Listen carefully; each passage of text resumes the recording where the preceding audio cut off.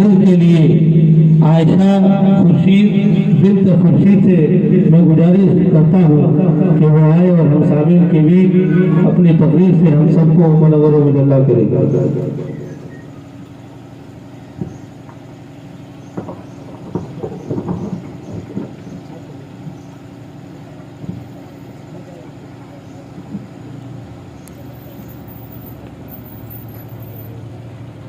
नहमदुहु व नुसल्ली अला रसूलिहिल करीम अम्मा बाद। सदर मोहतरम हाज़रीन जलसा, स्टेज पर बैठे बावक़ात उलमाए करम, मोहतरम बुजुर्ग अजीज साथियों, प्यारे बच्चों और पर्दा नशीन ख़वातीन, मैं अल्लाह का बहुत बहुत शुक्र अदा करती हूँ कि उसने मुझे ये तौफीक अता किया कि मैं आप लोग के सामने खड़ी हूँ। मैं अपने उस्ताद का बहुत बहुत शुक्रगुजार हूँ कि उसने दिन रात मेहनत करके मुझे इस मकाम तक पहुँचाया। मैं अपने अम्मी अब्बू का बहुत बहुत शुक्र अदा करती हूँ कि उन नेपाल पोस कर पढ़ा कर ये तालीम और तरबियत दी और दीन के लिए कुछ करने के मेरे दिल में जज्बा डाला। सुभान अल्लाह। दुनिया के सबसे पहले इंसान हज़रत आदम अलैहिस्सलाम थे और सबसे पहली औरत हज़रत हवा अलैहिस्सलाम थी। इन्हीं दोनों के जरिए इंसान बढ़े, फले और फूले, नस्ल इंसानी क्या बढ़ी, दुनिया में बाहर आ गई। औलादे आदम ने वीराना सुनसान दुनिया को आबाद कर दिया, गुले गुलजार बनाया, जीनत बढ़ाई, हंगामा हलचल से मामूर कर दिया। दुनिया के इन पहले मर्द औरत ने बता दिया कि इंसानी जिंदगी की गाड़ी इन्हीं दो पहियों पर चलेगी, एक दूसरे के ताउन से चलेगी, एक दूसरे के मवाफिकत व मवानिस्त से चलेगी, एक दूसरे के गमगुसारी और हमदर्दी से चलेगी। कुव्वत व ताकत में आदमी औरत से बढ़कर होता है, जिस्मानी साख्त में मर्द औरत से बाला होता है। औरत नर्म नाजुक कमजोर ज़ईफ होती है, मर्द मजबूत होता है, जफाकश व तवाना होता है। लेकिन मर्द की तवानाई जफाकशी बहुत हद तक औरत की रही मिन्नत होती है, औरत के सहारे की मोहताज होती है। वह किसी शक्ल में, माँ की शक्ल में, बीवी की शक्ल में, बहन या बेटी की शक्ल में। वजूदे जन से है तस्वीरें कायनात में रंग, वजूदे जन से है तस्वीरें कायनात में रंग। अल्लाह ताला का इरशाद है, वलिल रिजाल अलैहिन्ना दरजा, मर्दों का औरतों के मुकाबले में कुछ दर्जा बढ़ा है। मर्द हाकिम है इस वजह से कि अल्लाह ने बाज़ों को बाज़ों पर फजीलत दी और इस सबब से कि मर्दों ने अपने माल खर्च किए। जो शख्स कोई नेक काम करे वह मर्द हो या औरत, बशर्ते कि मोमिन हो, ऐसे लोग जन्नत पे दाखिल होंगे, उन पर जरा भी जुल्म ना होगा। नेक औरत इस कायनात में अल्लाह की एक बेशबहा नेमत है। इसका वजूद दुनिया के लिए मौसम बहार है, इसके दम कदम से वीराने आबाद होती है, खजा रुखसत होती है, इंसान सुकून व तमानियत की दौलत से सरफराज होता है, इसकी जिंदगी जन्नत अर्जी का नमूना बन जाती है। दुनिया सब का सब साजो सामान है और सबसे बेहतर सामान नेक औरत है। शादी नेक औरत से ही करनी चाहिए, वही मर्द की जिंदगी को पुरबहार बनाएगी। मोहम्मद सल्लल्लाहु अलैहि वसल्लम ने इरशाद फरमाया कि देखो, कभी तो उसके माल की वजह से शादी की जाती है, कभी खानदान और हस्ब नसब की वजह से, कभी जमाल और खूबसूरती की वजह से, कभी दीनदारी की वजह से। तुम किसी और चीज को ना देखना, तुम सिर्फ दीनदारी को देखना। दीनदार औरत से ही शादी करना। किसी मुसलमान के लिए तकवा और परहेजगारी के बाद नेक औरत से बढ़कर कोई चीज काबिल हुसूल नहीं। बुजुर्गों और दोस्तों, शादी और ब्याह नेक औरत के हुसूल का जरिया है, जिंदगी की बेरौनकी को बारौनक बनाने का रास्ता है। मगर हमने और आपने इस रास्ता को बेहद कठिन बना दिया, दुश्वार बना दिया, कांटों से भर दिया। अब शादियाँ खुशी के बजाय मुसीबत का पैगाम लाती है, मसरत के बजाय गमों के बादल बरसाती है। गैरों की निकाली शादी ब्याह की रस्म, तिलक जहेज की लेन देन ने शादी का तस्वुर खत्म कर दिया। झूठी शादी शौकत है, दौलत की नुमाइश, दिखावा और रियाकारी है, गुरूर तकब्बुर का इजहार है।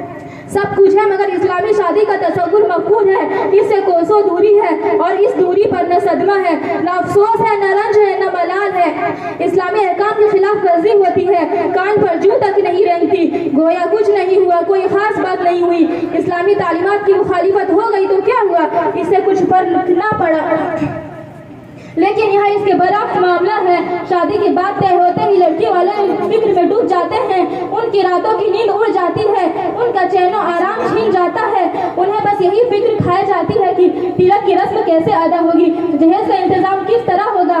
गोया अपनी लड़की से लड़का का निकाह नहीं कर रहे बल्कि लड़की के लिए लड़का खरीद रहे हैं। इसलिए लड़के की मुंह मांगी कीमत देना है, पूरी रस्म अदा करना है, वरना ये माल हाथ से जा सकता है। कुरान और हदीस कहते हैं कि हर किस्म का खर्च मर्द को उठाना है, महर उसे देना है, दावत वलीमा उसे करनी है, नफका उसे अदा करना है, बीवी के रहने सहने का इंतजाम उसे करना है, बच्चे होंगे तो पूरा खर्च उसे उठाना है। अगर ये सारे अखराजात बर्दाश्त करने की ताकत हो तो शादी करे, वरना ना करे। अखराजात बर्दाश्त करने की वजह से ही मर्द को औरत पर फौकियत हासिल है। अगर मर्द ये खर्च ना उठाए या कुछ दूसरा खर्च औरत पर डाले या औरत के घर वालों पर डाले, फिर वो खुद को मर्द क्यों कहता है? खुद को औरत से बढ़कर कैसे समझता है? खुद को औरत का हाकिम और निगरान कैसे बावर करता है? जिम्मेदारियों से गुरेज और फरार के साथ पोजीशन नहीं मिलती, मकाम नहीं मिलता, इज्जत वक़ार हासिल नहीं होता। बुजुर्गों और दोस्तों, जहेज की दौड़ जब से शुरू हुई है, जहेज के नाम पर भारी भारी चीजें कि फला ने इतना जहेज दिया, फला ने इतना जहेज पाया, असल में ये दौलत की नुमाइश और अपनी बड़ाई का प्रचार है, इसके सिवा कुछ और नहीं। लड़की को जो देना है खामोशी से भी दिया जा सकता है, शादी के दिन के अलावा भी दिया जा सकता है, मगर ऐसा नहीं होता। ऐन शादी के दिन सबको दिखा कर दिया जाता है ताकि खूब शोहरत हो, ढिंडोरा पिट जाए और मुकाबला आराई शुरू हो। दूसरे भी देखा देखी जहेज बढ़ा कर दे या कम देने पर अपनी सुखी महसूस करे। याद रखिए, जहेज की नुमाइश और मुकाबलाबाजी सिर्फ अमरा ही नहीं करते, गुरबा भी करते हैं। वो भी अमीरों की शान दिखाने लगते हैं। बाज़ औक़ात जहेज़ो तिलक की रसूमात में मालदारों से भी बाजी ले जाते हैं। हालांकि गरीबों को भी अपने जामा में रहना चाहिए और इस मुकाबला आराई से मुकम्मल परहेज करनी चाहिए। जहेज देकर बरादरी में नाम करने या ना देने से नाक कटने की शर्त नहीं करनी चाहिए। बुजुर्गों और दोस्तों, इसमें कोई शुबा नहीं कि जहेज की दौड़ जब से शुरू हुई है, जहेज के नाम पर भारी भारी चीजें, बड़ी बड़ी car, scooter, motorcycle, AC, fridge, cooler और ना जाने क्या क्या सामान दिए जाने लगे। तब से शादियां महंगी हो गई, शादियों का खर्च बढ़ गया, गरीबों की लड़कियों का शादी का बहुत बड़ा मसला बन गया।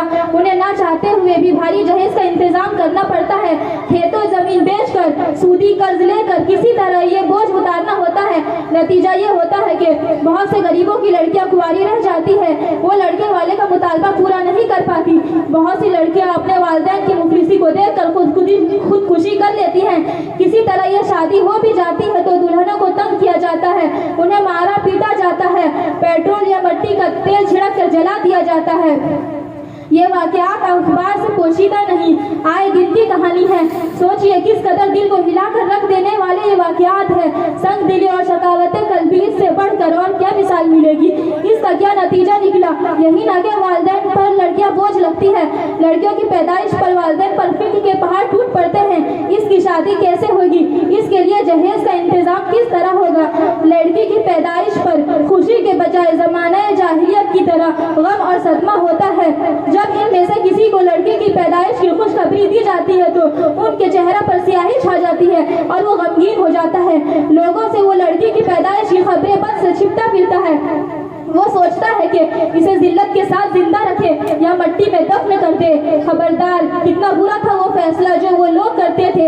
ये वही लड़कियां हैं जो वालिदैन के लिए जरिए निजात है, जिनकी परवरिश करने, पालने पोसने से जहन्नम से खुलासी मिलेगी, जिनकी तालीम व तरबियत करने, शादी ब्याह करने से जन्नत का परवाना हासिल होगा। जिसने 2 लड़कियों की परवरिश की, यहाँ तक कि वो बालिग हो गई, तो हुजूर सल्लल्लाहु अलैहि वसल्लम क़यामत के रोज इस तरह मेरे करीब रहेंगे, यह कहकर हुजूर सल्लल्लाहु अलैहि वसल्लम ने उंगलियों को जोड़कर बताया, जिसकी लड़की है बस उसने उसे जिंदा दफन नहीं किया, उसकी तौहीनो तजलील नहीं की, उसे बेटे पर तरजीह नहीं दी, तो अल्लाह ताला उस शख्स को जन्नत में दाखिल करेगा। मोहतरम हजरात, भारी भरकम जहेज का मुतालबा करने वाले क्या सोचते हैं कि वो खुद मालिक है? याद रखिए, सामान्य जहेज लड़की ही मालिक है। लड़की के सिवा न शोहर, न शोहर का बाप, न खुद लड़की का बाप या और कोई भी रिश्तेदार। सामान्य जहेज वह लड़की के इस्तेमाल का हो या ना हो, मसलन कार, स्कूटर वगैरह, मगर मालिक लड़की ही रहेगी। लड़की के इजाजत के बगैर इस्तेमाल करना जायज नहीं, और अगर इजाजत से इस्तेमाल कर भी लिया तो वो मालिक नहीं रहेगा, मालिक लड़की ही रहेगी। सोचने और गौर करने का मकाम है। दूसरे के माल पर फख्र कैसा, अकड़ कैसी। खुद से कमाओ, इंतजाम करो। दूसरे के माल पर जीना या ऐश करना मर्दानगी नहीं। मर्द का काम है अपने कुव्वते बाजू पर जिए, दूसरे के माल पर ऐश करना छोड़ दे। लड़की वालों से जहेज का मुतालबा करने वालों, गैरत से काम लो। लड़की वालों से रकम ले